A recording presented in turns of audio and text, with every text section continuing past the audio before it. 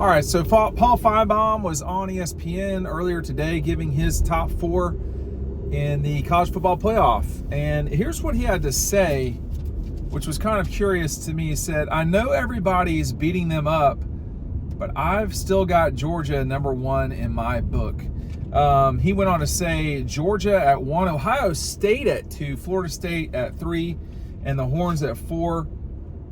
It is curious to me, and I just want to riff on this real quick before we get started too much about this. It is curious to me that Florida State has such momentum, and I think they are a team that can beat and can win the national championship. But I'm not sure what I've seen from Florida State this season, aside from escaping at Clemson, a game they should have lost, to be honest with you. But that win, because they should have lost and they won, shows me a lot about how, good they are. I don't think you could say, Georgia should have lost a game this season. What game? The 10-point win against South Carolina or the touchdown win on the road at Auburn? So I don't know about that. I think you want to make the case that that Michigan is better than Georgia or Ohio State. That's a slightly different conversation, although I have to say that at least Ohio State has a win over Notre Dame, which is a very good win. That's better than probably almost anybody else's win. LSU has fallen off a cliff. So I don't want to hear about, I do not want to hear about that being a really good win for Florida State. I don't know. But having Georgia number 1 still for Paul, I think that's right. What happens so often in our industry, talking about in media, is that sometimes folks just try to be too, they try to see something beyond what is really there. I don't know if people watch as much football as I do, we do. I don't think they do, to be honest with you. I think if you are consuming football the way that I do, I've watched Washington play 3 times this season, okay? I've watched Oregon play 3 times. We consume a lot of football, and those 2 are really good teams out west.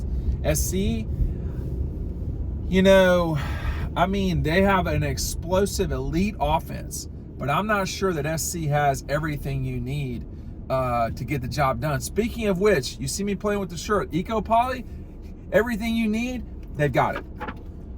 20-year warranty, made in Georgia, 2-tone furniture, all weather resistance, easy to clean. I've done it. Fade resistant, in-house. They're doing everything in-house except the screws, or what they call the fasteners. It is made in the heart of Georgia. Some of these, when I'm driving, you can't see them as well. This is a small sample of what they've got, y'all. Take advantage of this 15% off. There's a code. It's right down below, and you get free shipping. If you're redoing your backyard, if you're redoing your beach house or the pool, or you're getting something for someone's birthday, this is a gift that they will have for a long, long time. Eco Poly, our friends down in the heart of Georgia in Eastman, in Dodge County. Hey, there is no dominant team right now. I don't think that you can. I think you can argue that Georgia's the dominant team. I'm just not sure it's a great argument. You can argue that Michigan's the dominant team. I'm not sure I would argue that. You can make arguments. But it doesn't look like that's where we're at with things right now. So any of these teams, Penn State, Michigan, Ohio State, Florida State, I would even say still Notre Dame, Georgia, Alabama's not out of it. Ohio, everybody out west. We're talking about SC, Oregon, UW, who really does look good. Texas, Oklahoma has their shot. There's a lot of people that are still out there. But when it comes down to it, and I'm writing Final Feelings today, which is released on the site over at Dog Post on Thursday. There's some stuff going on these last 3 games, specifically with Georgia, where particularly the last 2 games, where I just don't know if we'll see that in the future. In Georgia's first half against South Carolina, they basically got the ball 3 times on offense. They scored a field goal and missed another field goal. So, 2 scoring attempts out of 3 drives, that's not that bad. It's not unbelievable by any stretch. But Georgia's scoring touchdowns on about 43% of their drives in the last 3 games. 43% of their drives. You know, they really strung it together against South Carolina in the second half. Against Auburn in the fourth quarter, they really strung it together. Obviously, a lot of the UAB game in the middle. So there's times, but forget the scoring for a second here. They have only gone 3 and out, I believe, 3 times in the last 3 games. So once a game, they're going 3 and out, which is like, that's going to happen, okay? So like everybody, like this full-blown like Larry Munson induced panic attack that I see on social media, on the message boards, sometimes it's like, hey, you know, you got to go play games. You're not just going to give you a win. And Georgia's main issue right now are the 21 points that have come from the 5 turnovers of these last 2 games. 21. Now, against UAB, it didn't matter because they scored 49 points. So, you know, and Georgia got 7 points out of that. So that game was basically 41-14, take away the turnovers. Against Auburn, if you take away the turnovers, if you want to call it that, Georgia wins that game 27-6. So, you know,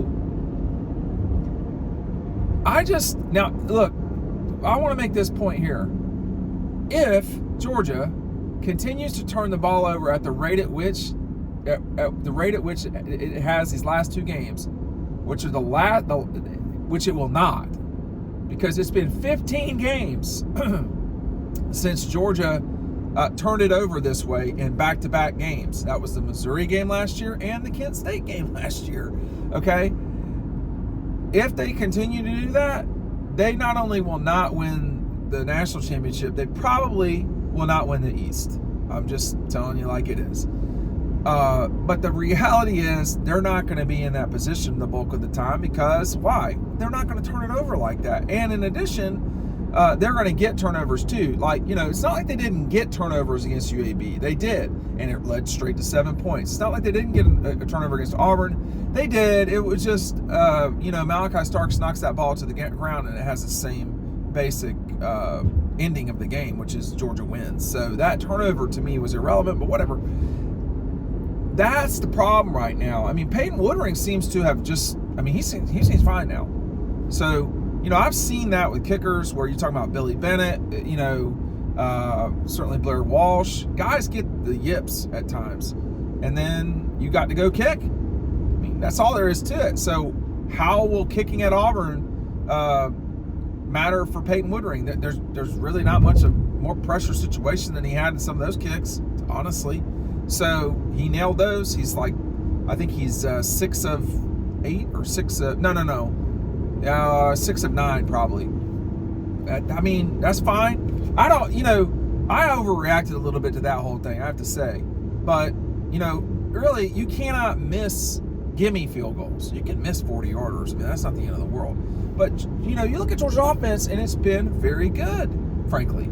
So they, you know, this is just a matter of, are you going to do what you need to do as the season goes on to win? And, you know, I'm not surprised that Paul, who I'm assuming, now I don't know, he doesn't tell me, watches a lot of football games. I'm just saying that I do. And I mean, Heather Dennis does a good job reporting. She's just wrong about Florida State being number 1 right now. I think if you said that after week 1, I mean, that would make sense to some degree, just because of, you know, it being a presumed really big win over LSU. But LSU's just, you know, LSU's not played well this season. I mean, you look at, I mean, they thumped Mississippi State and Southern, but other than that, or Grambling, I can't remember who it was, but other than that, they've not played well, y'all. I mean, you know, the Florida State game, you know, was a total collapse. I did not see that coming. I thought LSU was a legitimate team. They're not. And then you look at the, you know, just getting worked by Ole Miss. That's not good enough. And, you know, their season, as it relates to the national championship, is probably over. It's not over for the league. They still control a lot as far as the league is concerned, but you know, Georgia doesn't have those problems right now. They got a huge matchup with Kentucky, They have the capability of controlling a lot of things, changing the narrative about how they've been sloppy. They've been sloppy in the turnovers, and specifically the defense has not been elite, not even close to it, in terms of getting off the field when something bad happens to the team. So these are all things that Georgia controls. They did not do a good job of controlling that at Auburn. And you're talking about a 27, or let's just give them a touchdown, a 27-13 win. That's different than 27-20. It's very different. So Auburn did not drive the ball to score against Georgia without Georgia first giving it to them in very good position on the Georgia side of the field. So I don't know, man. I think if the more you look at these games and watch them, the more it's not quite as bad as folks are making it out to be who like to do that. I think Paul is right. I don't know. He's got Georgia 1, Ohio State 2, Florida State 3, and Texas at 4.